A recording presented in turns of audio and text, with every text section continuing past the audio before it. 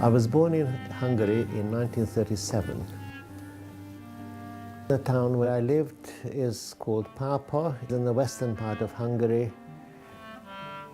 I come from a Jewish family. My grandfather, on my father's side, was a very prominent member of the community. He had 3 children, a daughter and 2 sons. My father was the youngest of these. And my father went to university in Vienna, where he qualified as a chemist. My mother lived in the town, and she came from a fairly poor background, because my grandfather had been a printer, not a very successful one. I think she met my father on some social occasions, because it was a fairly small community. It was very much a love match. She was a very good-looking woman, and here we are.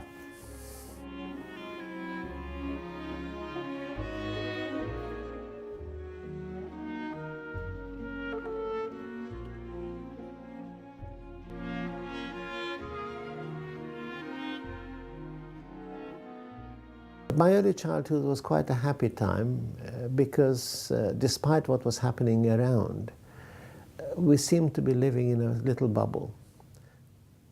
My father by that time had established his business, which had been going for about 10 years, reasonably successful.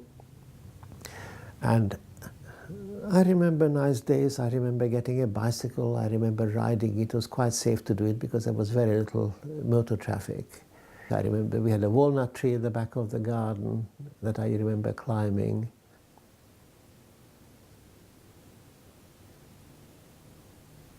In general, there was a lot of anti-Semitism.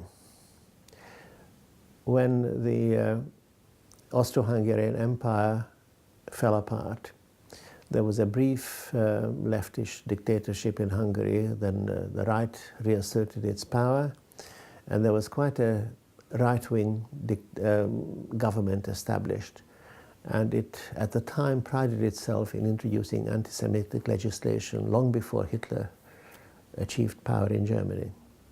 So there are all sorts of restrictions, but as a 4 or 5-year-old I was unaware of it.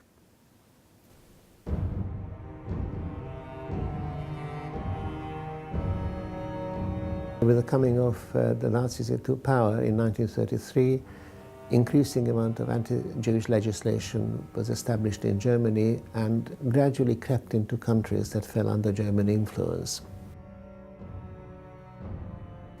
Perhaps the best way of illustrating the impact on the Jewish community is to use the example of the Netherlands. In 1940, the German army marched in, and after a week's resistance, the Dutch government surrendered, and the Nazis took over the whole of the Netherlands. And there is a very clear timeline by which one can follow the process of separating the Jewish community from the host community of which it had been part for centuries beforehand, by gradual limitations of what people could do. Holding public office, closed. Access to museums, closed. Access to theaters, closed. Ownership of cars, forbidden. Ownership of radios, forbidden. Ownership of attending public beaches, forbidden. Attending schools, public schools, not in the British sense, but in the literal sense, closed. Ownership of shops, forbidden. Gradually, step by step, these forms of access to the community at large were closed to the Jewish community. And the metaphor I sometimes use is that of a noose being put around somebody's neck, loosely. And initially, the feeling is that the rope rubs a little bit, but it's bearable. Then gradually, a small step by step, the noose is gradually tightened until breathing and life is no longer possible. By that time, the community is instead of being us, became them.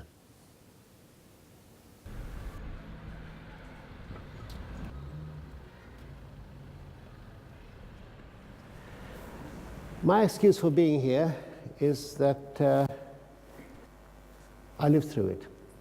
Now, what we talk about as the Holocaust is a policy by the Nazis in Germany and in some other countries to carry out systematic killing of very large number of people who were considered to be undesirable because they were Jewish, gypsies, homosexuals, disabled, mentally defective, political opponents, trade unionists, followers of religions they didn't approve of, and so on.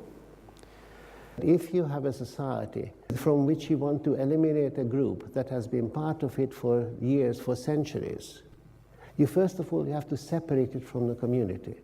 If you try to remove them just at one go, you couldn't do it because those are our friends, those are our neighbors. But if you gradually move them apart, separate them one way or the other, then it becomes easier. When Germany invaded the Soviet Union in 1941, the Hungarian government went along with them, and they used Hungarian army for fighting, but also many Jewish groups for auxiliaries, for labor purposes, both on the front and also within Hungary. Some of it in Hungary was really just to make life more difficult for people because the people weren't doing anything very, very productive, but they were away from their home, away from the normal environment.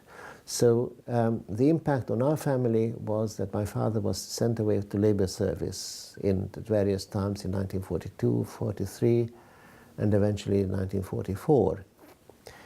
And he was away for significant periods. And the impact on me personally is that he was away at an early stage in my life, so I don't really have very clear memories of him. I have memories of things doing indirectly, of watching him in his lab. He was also a chemist. I remember him going around visiting friends in the neighborhood and I remember climbing up on the walnut tree at the back of the garden and watching him going around the corner. But I don't have much in the way of memory that involves him rather than me being somewhere associated with him. In March 1944, the Germans marched in, and the anti-Jewish rules, regulations became suddenly very, very much tighter. What happened in the Netherlands over a period of 3 years happened in Hungary over a period of 3 months. It was much, much faster. Within about 3 weeks, they instituted the rule that Jews had to wear a yellow star on their coats. Within about 6 weeks, in the small town where we lived, all the Jews were concentrated into the ghetto. The ghetto was created from 3 or 4 streets in the middle of the town. And people had to leave everything behind. They could take one change of clothing, a spoon, a fork, a knife, and that was about it. And the non-Jewish inhabitants of the streets that became the ghetto were moved out, and all the homes of the Jews that moved into the ghetto became open to all comers. They were occupied by others, and they kept them. So essentially, we lost pretty much everything. I remember not being able to get out very much. I don't remember being hungry. There was enough, some food coming in. I remember the grown-ups talking about people committing suicide. And they tried to shelter me from that sort of information, but not entirely successfully. My father wasn't with us by that time. My father was away at labor service, so when we got moved into the ghetto, it was my mother, my brother, and myself. At the end of November, the German camp records show that he was admitted to registered in the concentration camp at Flüssenburg, and then from there he was transferred to Buchenwald concentration camp, and these camps had a fairly good administrative system, so he's recorded as moving in here and signed out from here to be sent somewhere else, and records of his name, date and place of birth, his family circumstances, number of children, and moved from Buchenwald to a sub-camp, then back to the main camp. And on January the 26th, the records show that he died. Cause of death was given as bronchial pneumonia. Whether it was or it wasn't, nobody knows. How did you respond to his death? I suppose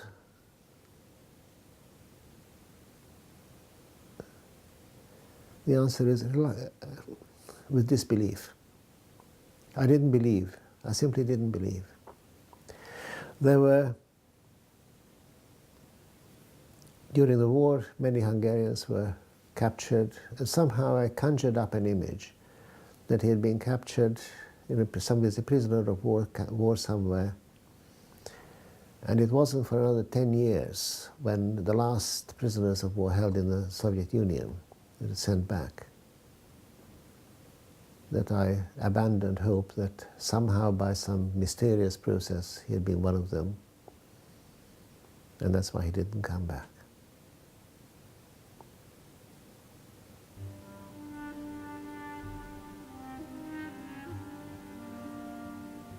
I've got a photograph of my father in a labor camp showing him sort of leaning on a shovel, as people do, with a group of about 15 people. And we know the identity of some of those people. In that group, there's my father, there's a friend of his, and the others. And to the best of my knowledge, one of those men has survived. He was shipped off to Auschwitz in 1944 with his family. My father didn't, and to the best of my knowledge, none of the others did. And the man who was shipped off to Auschwitz, shipped off with his wife and son. His son was my best friend, but wife and son didn't come back.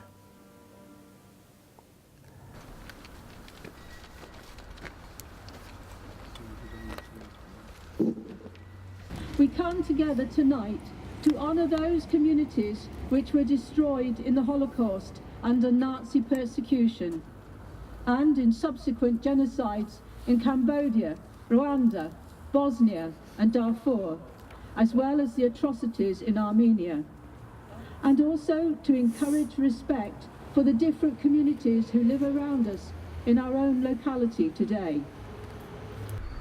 We can start by getting to know and supporting the diverse communities in Lancaster and Morecambe and the individuals within them. Now Stanley Hennig will light a candle in memory of the Jews.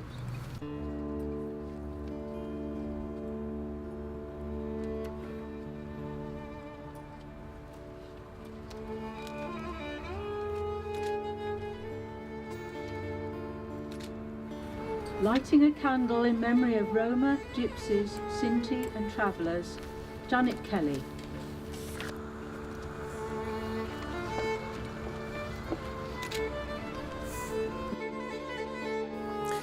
When most of the people from Papa were shipped off to Auschwitz, a total of 51 people who were on a list provided from Budapest as a result of generated by some negotiations between the Zionist organization and the Germans, who were taken out of that group and taken off to Budapest instead of out to Auschwitz, which is why I am here. After we waited for about 3 days near the railway station, the trains arrived, and most of the people there, just about everybody we knew, including my best friend, were put onto the cattle trucks in preparation for transport to Auschwitz. At the same time, the 51 people selected out were put onto a passenger train going the other way, going off to Budapest.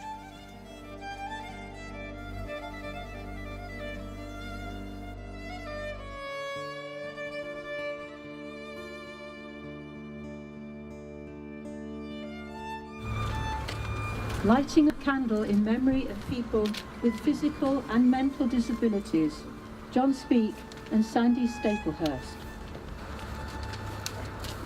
Lighting a candle in memory of gays, lesbians, bisexuals and transgender people. We were put into a camp. It was guarded by the SS. At the beginning of December, we were taken out of this camp to the ghetto in Budapest. And I remember an incident. Everybody was gathered from various parts of the city in a sports field. Funny things you remember. It was a cold, bright, clear Saturday. And lots of people gathered. The order went out. Men under 50, women under 40 were required for war work, building fortifications. My uncle was full 50 by then. My mother was 39 or something like that, and she was getting ready to say goodbye to us. My aunt said, "Don't be silly. Nobody's going to check. Put a scarf around your head, stoop a little bit. Nobody will question whether you are 39 or 40. And so my mother heeded the advice and stayed. Lighting a candle in memory of political activists, communists, socialists and trade unionists. Samudin. Although nominally there was a degree of safety, nobody knew when somebody would decide to come into the house, order everybody out to the banks of the river, and just shoot them.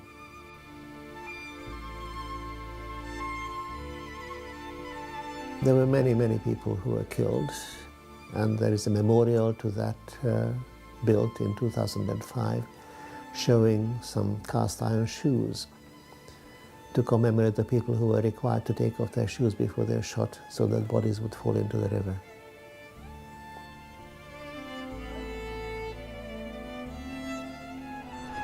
Lighting a candle in memory of religious opponents of the Nazis. Candace Hoffman Hussein from Faith in Lancaster.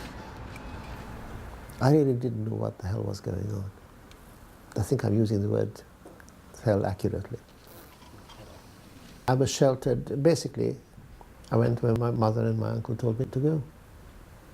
If they told me to do this, I did that. Scary, I suppose. In that sense, traumatic, and the feeling of that fear, I think it stayed with me.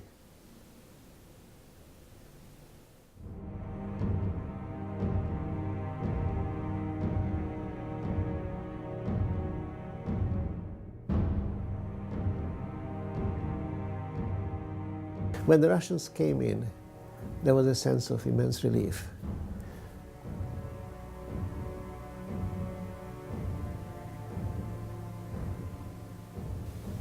My uncle and aunt survived, my brother and I, my mother and my brother and I survived, and two of my uncles, 2 out of 5.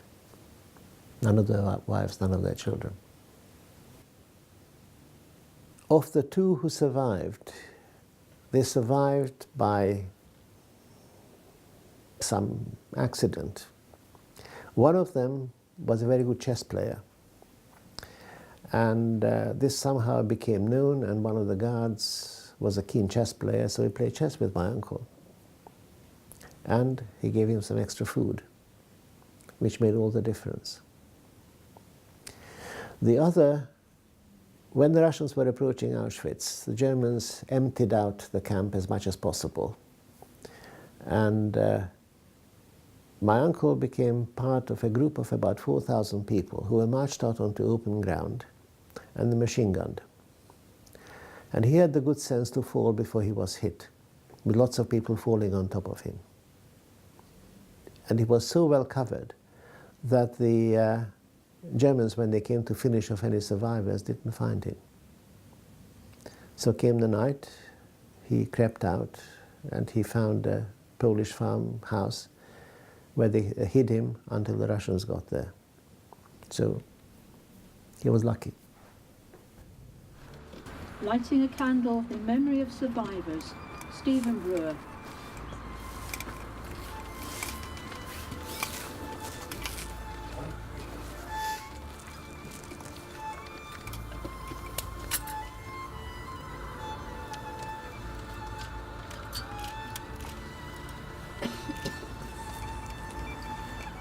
I, Stephen Brewer, light this candle in memory of the survivors who through courage, determination and plain good luck survived to testify to the world of the evil that racism can lead to.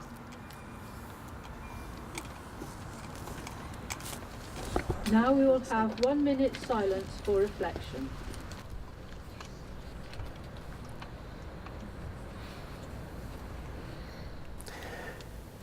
The estimated number of victims, Jews, gypsies, homosexuals, political opponents, slave laborers of various kinds, is 11 million. If you wanted to remember every one of those people by holding a minute's silence, how long do you think it will take?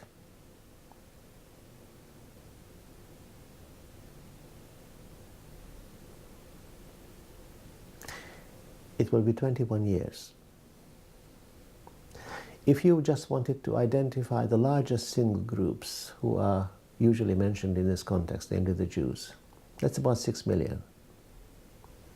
If you wanted to remember that by holding minutes of silence, it would take about 11 and a half years. Think about it.